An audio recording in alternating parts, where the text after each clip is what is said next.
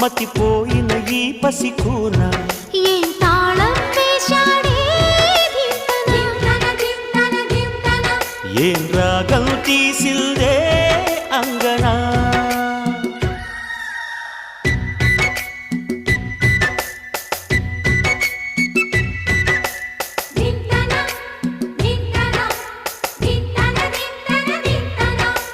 మోగిందో ఎమ్మో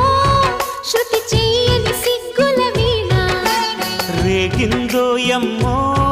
మతిపోయిన ఈ పసికూన